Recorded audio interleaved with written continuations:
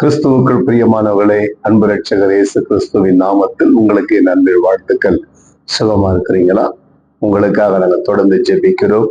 நீங்கள் பெற்றுக்கொண்ட நன்மைகளை நீங்க கீழே கமெண்ட்ல கட்டாயம் சொல்லுங்கள்.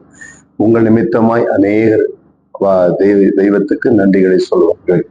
சார், இந்த நாள்ல கூட ஒரு காயத்தை நாங்கள் பகிர்ந்து, ஒரு சமயம் இரவு நேரம் 2 மணி இருக்கும். அந்த நேரத்துல ஒரு சகோதரனுக்கு போன் பண்ணார்.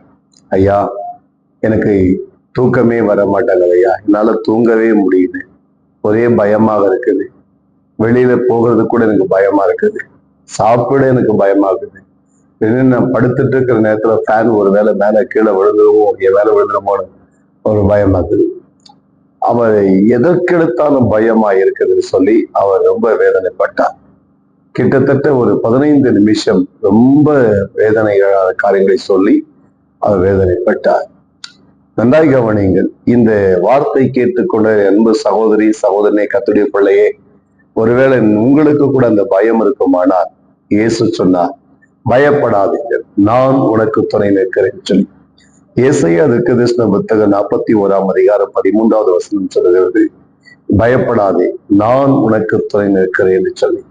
ஆண்டவர் நமக்கு துணையா நிற்கும் போது நாம் எதற்கும் கலங்க வேண்டியதில்லை. ஆகவே பயமுறுத்துகிற பிசாசுடைய கிரிகளை அழிக்க வேண்டுமானால் நீங்கள் பயப்படாமல் கர்த்தரை நோக்கி பாருங்கள். நீங்க கர்த்தரோடு இருந்தா கர்த்தர் உங்களோடு இருப்பாங்க. பயத்தின் ஆவி உங்களை விட்டு விலகி போகும். கர்த்தரை மட்டும் மகிமைப்படுத்துங்கள். பயத்தின் ஆவி கர்த்தர் நிர்மூலமாக்குவாராக. God bless you.